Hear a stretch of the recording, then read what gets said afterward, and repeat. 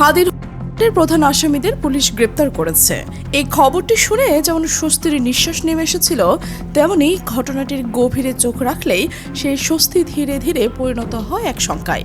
কারণ আপাত দৃষ্টিতে গ্রেপ্তারটি যতটা ইতিবাচক মনে হচ্ছে, এর পেছনের রাজনৈতিক সমীকরণ এবং আঞ্চলিক বাস্তবতা কিন্তু ততটাই জটিল। জানা গেছে, কলকাতা পুলিশ অভিযুক্তদের গ্রেপ্তার করেছে কেবল অবৈধ অনুপ্রবেশের অভিযোগে। আর সবচেয়ে বিস্ময়কর বিষয় হলো, এই মামলাতেই আদালত তাদের 14 দিনের রিমান্ড মঞ্জুর করেছে। ভারতের অবৈধ অনুপ্রবেশের মামলায় এত দীর্ঘ রিমান্ড খুব একটা সাধারণ ঘটনা নয়। রাজনৈতিক বিশ্লেষকদের মতে এর পেছনে থাকতে পারে বড় কোনো কৌশল। অনেকে ধারণা করছেন এই ইস্যুটিকে সামনে রেখে ভারত বাংলাদেশের বর্তমান সরকারের ওপর কূটনৈতিক চাপ সৃষ্টি করার সুযোগ হচ্ছে। ইতিহাস ঘেঁটে দেখা যায়, এমন সন্দেহ আরও জোরালো হয়ে ওঠে। কারণ অতীতেও বাংলাদেশ সংশ্লিষ্ট বহু আলোচিত ঘটনার ছায়া গিয়ে পড়েছে ভারতের মাটিতে। আর ঠিক এখানেই তৈরি হয়েছে নতুন প্রশ্ন। এই গ্রেপ্তার কি সত্যি ন্যায় বিচারের পথের এক ধাপ অগ্রগতি, নাকি এর আড়ালে লুকিয়ে রয়েছে আরও বড় কোনো রাজনৈতিক খেলা? একটু খেয়াল করলে দেখা যাবে, বাংলাদেশের অনেক অপরাধীর শেষ আশ্রয়স্থল হয় ভারত। যেমন ফ্যাসিস্ট হাসিনা, সেও ভারতে গিয়ে আশ্রয় নিয়েছে। যাদের কার্যক্রম বাংলাদেশে নিষিদ্ধ, সেই আওয়ামী লীগের শীর্ষ নেতাদের অধিকাংশ এখন বহাল তবিয়তে ঘুরে বেড়াচ্ছে। এরপর শরীফ ওসমান হাদিকে নির্মমভাবে খুন করে ফয়সাল ও আলমগীরও পালিয়ে গেছেন সেই ভারতেই, এবং নাটকীয়ভাবে বাংলাদেশে প্রবেশের সময় তাকে ধরা হলো। এই পুরো প্যাটার্নটা খেয়াল করলে একটা বিষয় পরিষ্কার হয়ে যায়, প্রয়োজন ফুরিয়ে গেলে কিংবা নিজেদের স্বার্থ সিদ্ধির জন্য ভারত হয়তো হঠাৎ করে আওয়ামী লীগদের কয়েকজন শীর্ষ নেতাদের পাকড়াও করে বাংলাদেশে পাঠিয়ে দিতে পারে, আর এর বিনিময়ে আদায় করে নিতে পারে বড় কোনো স্বার্থ। বাস্তবতা হলো, ভারতের ওপর কোনো ভরসা রাখা যায় না।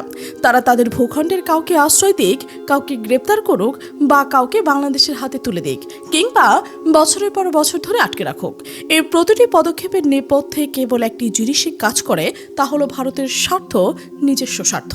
বাংলাদেশ বা বাংলাদেশের মানুষের জন্য ভারত অতীতেও কোনোদিন ভাবেনি, আগামীতেও ভাবার কোনো যুক্তিসঙ্গত কারণ নেই। তাদের হিসাব নিকাশ যখন নিজেদের ফায়দার পাল্লা ভারী হবে, ঠিক তখনই তারা কোনো একটি পদক্ষেপ নেবে, নতুবা নয়। এই পুরো ঘটনা প্রবাহের মধ্যে আরও একটি অত্যন্ত তাৎপর্যপূর্ণ এবং রহস্যময় বিষয় রয়েছে, যা সচেতন মহলের চোখ এড়ায়নি। হাদি হত্যার প্রধান আসামিদের ভারতে গ্রেপ্তার হওয়া এবং তাদের ফিরিয়ে আনার প্রক্রিয়া শুরু করার এই গুরুত্বপূর্ণ খবরটি কিন্তু আমাদের পররাষ্ট্র মন্ত্রণালয় বা স্বরাষ্ট্র মন্ত্রণালয়ের কোনো আনুষ্ঠানিক বিবৃতির মাধ্যমে আসেনি। খবরটি দেশবাসীকে জানিয়েছে সামরিক বাহিনীর জনসংযোগ শাখা, অর্থাৎ আইএসপিআর। তাদের বিজ্ঞপ্তিতে পরিষ্কার করে বলেছে যে, বাংলাদেশের প্রতিরক্ষা গোয়েন্দা তথ্যের ভিত্তিতে ভারতের পশ্চিমবঙ্গ পুলিশ শনিবার দিবাগত রাতে বনগাঁও এলাকা থেকে তাদের আটক করেছে। এখন প্রশ্ন হলো, একটি খুনের মামলার আসামিদের গ্রেফতারের খবর স্বরাষ্ট্র বা পররাষ্ট্র মন্ত্রণালয় এড়িয়ে সরাসরি সামরিক বাহিনীর তরফ থেকে কেন এলো? এটা নিশ্চিত যে বর্তমান বিএনপি সরকারের সাথে ভারতের উচ্চ পর্যায়ের কোনো না কোন ধরনের বোঝাপড়া রয়েছে। ভারত মোটেও শতপ্রণীত হয়ে হঠাৎ করে ফয়সালকে ধরে ফেলেনি। এর পেছনে ইন্টেলিজেন্স শেয়ারিং এবং ডিপ্লোম্যাটিক দর কষাকষি কাজ করছে। কিন্তু সেই ডিল বা চুক্তিটা আসলেই কি? সেটা কি বাংলাদেশের জাতীয় স্বার্থে কোনো ভালো, নাকি এর বিনিময়ে ভারতকে বড় কোনো ছাড় দেওয়া হয়েছে? ফয়সাল বা আলমগীরকে দেশে ফিরিয়ে আনাটাই কিন্তু আমাদের চূড়ান্ত বিজয় নয়। আসল লড়াইটা শুরু হবে তাদের দেশে আনার পর। কার নির্দেশে, কোন গডফাদারের হুকুমে এবং কাদের টাকায় এই জঘন্য ঘটনাটি ঘটানো হয়েছে, এবং ভারতের সন্দেহজনক পদক্ষেপের মধ্যেই দেশের ভেতরে শুরু হয়ে গেছে আরও এক নতুন নোংরা রাজনৈতিক খেলা। আপনারা যদি সামাজিক যোগাযোগ মাধ্যমের দিকে তাকান, তাহলে দেখবেন যে খুব সুপরিকল্পিতভাবে এবং জোরসোরে একটি প্রোপাগান্ডা বা প্রচারণা চালানো হচ্ছে। একটি মহল থেকে বলা হচ্ছে, এই নির্মম কাণ্ডের সাথে নাকি ডাকসু নেত্রী ফাতেমা তাসনিম জুমা জড়িত।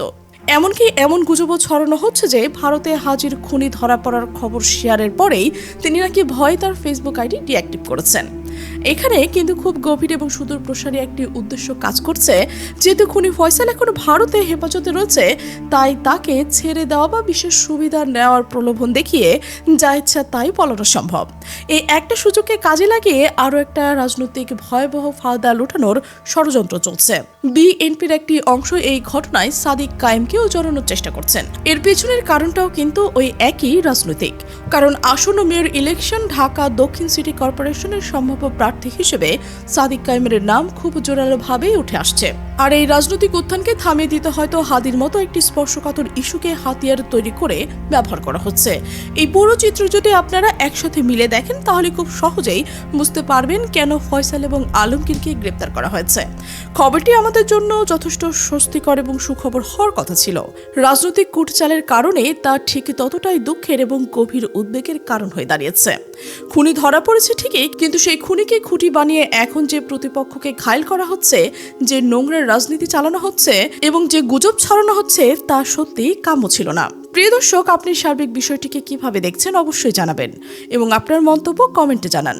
আর আপনি যদি এই চ্যানেলে নতুন হয়ে থাকেন, সাবস্ক্রাইব করে বেল আইকনটি বাজিয়ে রাখুন।